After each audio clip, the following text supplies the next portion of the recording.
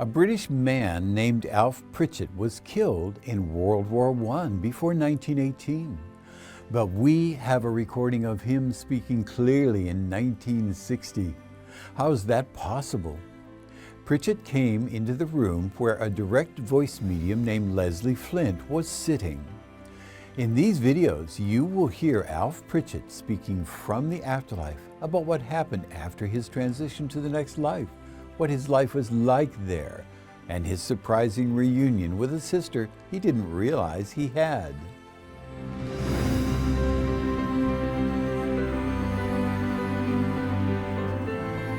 Hello, I'm Dr. R. Craig Hogan, President of the Afterlife Research and Education Institute and Seek Reality Online. I'm the author of 8 books with the evidence beyond a reasonable doubt that you will come to the end of this life, but you will never die. Alf Pritchett's body was blown up in an explosion in World War I, but he was still very much alive. He came through in a Leslie Flint session and spoke clearly about his experiences when he entered the afterlife and what he experienced there. This is the second of the 4 videos. Links to the other videos are in the descriptions below. We are presenting his words as spoken by a narrator because his voice was unclear at times and he spoke in a thick English accent. If you're interested, you can listen to the actual recording of Pritchett speaking at the link in the description below.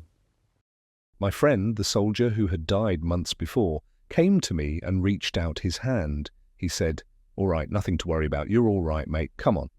And there was me putting my hand in his, just like a kid. And I thought, well, this is damn daft, this is. There's something wrong somewhere. Anyway, all I know is I got hold of his hand and suddenly felt a sort of floating sensation. And before I knew where I was, it was just as if I was being lifted up in the air, holding his hand too. And I thought, wow, well, this is something, this is. It reminded me of something I saw years ago. Peter Pan or something. There was me floating up in the air, holding his hand, and I thought, crying out loud, this is a funny dream, this is. There was us, sort of floating. I can't say I was doing anything else but floating, just with my feet off the ground, going gradually higher and higher, as if everything gradually was getting further and further away. And I could see in the distance down below the battlefield, and I could see the guns and the light and the explosions, and the war was obviously still going on. And I thought, oh, well, I don't know, this is a most peculiar dream, this is.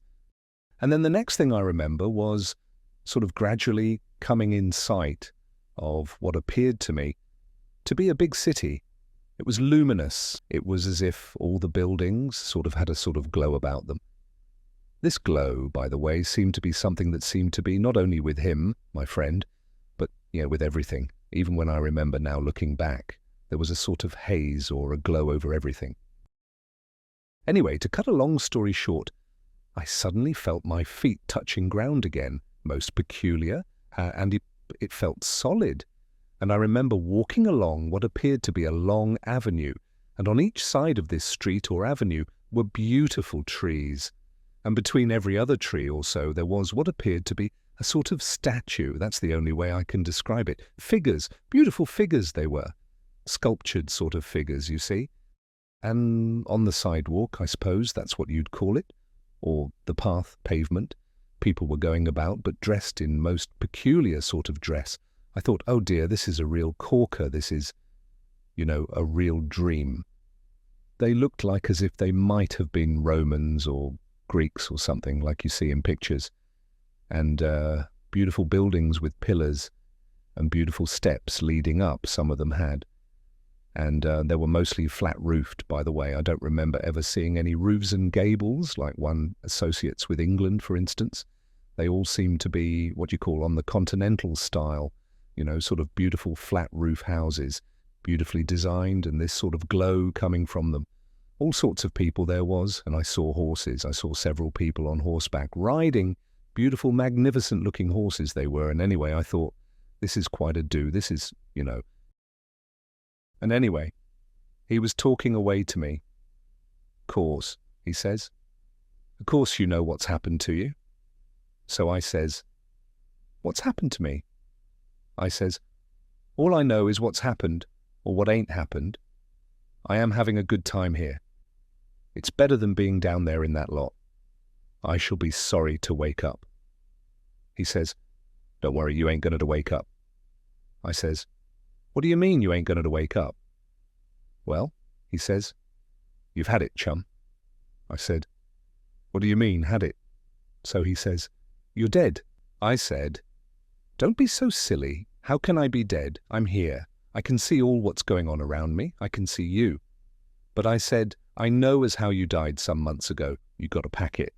But how is it that, I don't know, I said to him, you may be dead, but I'm dreaming. Ah, he says, no, you ain't. You really are dead. You got a packet in that charge. I said, ah, get away. How can I have had? I wouldn't be here like this, would I? He says, that's just it. He says, you are here. You're dead. I said, what? You don't mean to tell me this is heaven? So he says, well, not exactly, but it's an aspect. I thought to myself, aspect? What's aspect mean? And then suddenly it dawned on me that it was a sort of part of, like, you know.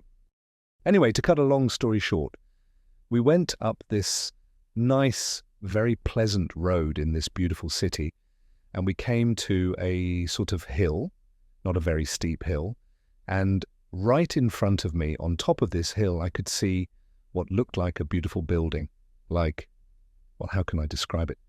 Something I'd seen in the city of London, only much more white and much more beautiful. And, oh, I thought, well, this is a nice looking place. What's that? So I said to him, well, what's that place? Oh, he says, you're going there?